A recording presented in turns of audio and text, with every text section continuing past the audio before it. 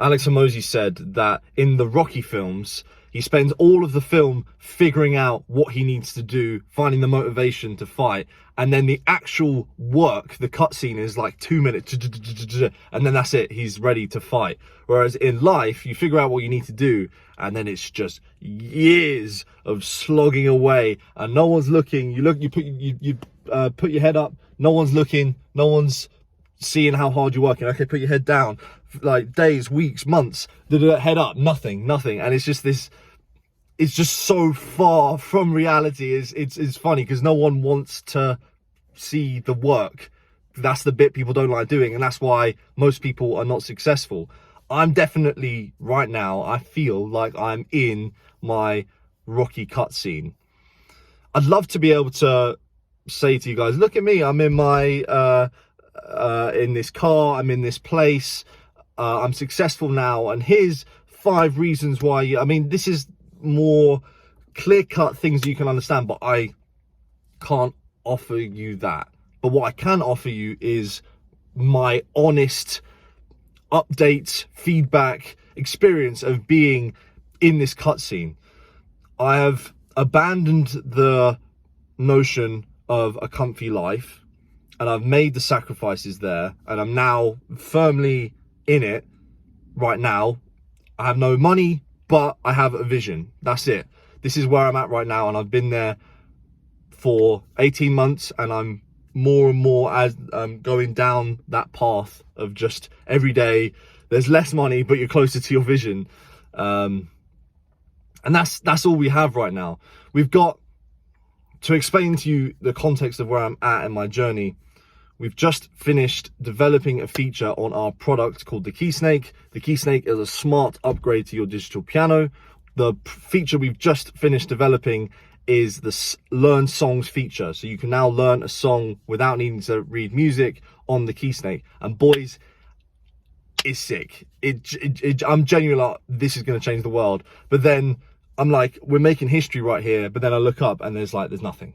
There's no evidence of it being a success, because that's not how it works. Like, when you build something game changing, it's not like the whole world is like, oh my god, look at this thing. No, it doesn't work like that. It's you then have the fight that you've had to go through to get the thing created is half the mountain, and the other half is telling the world about it. So yeah, we've got like a big fight on our hands, and I've got no evidence that this is going to work or this is good, other than the fact that I believe in it and my dad believes in it, and that's it. And that's where I'm at. I hear this term like you have to be blind and delusional about yourself in a way to be successful, and I definitely feel like I'm at that point now.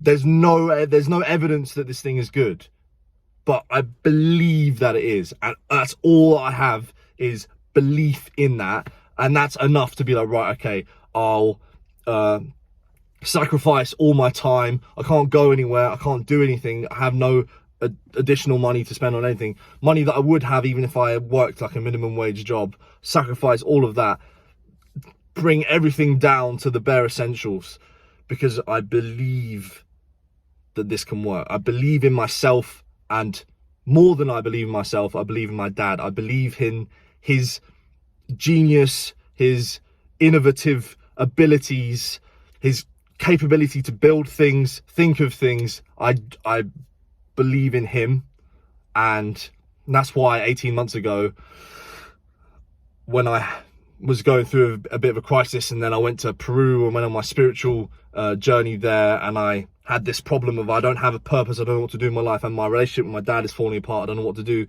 And I had this realization that the solution to these two things were, one, to find your purpose, to find what you need to do, rekindle your relationship with your dad and join the business, and that is your purpose. Having gone through that was, I don't know where I was going with that, but having gone through that was extremely life-changing.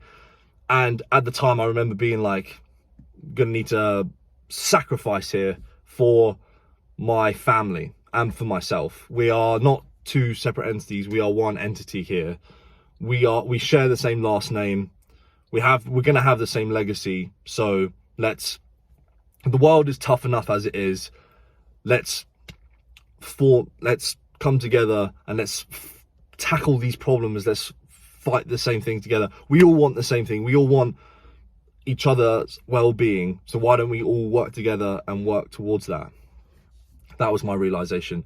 And yeah, at the time I knew I had to sacrifice, and I was prepared to do that, and I still am prepared to do that.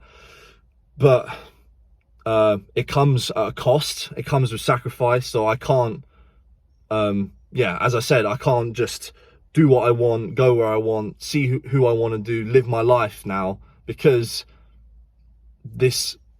otherwise, if I don't do that, then all of my dad's hard work and mine to a degree, but he's put a lot more work into this because he's been in the project longer, all of that goes to waste.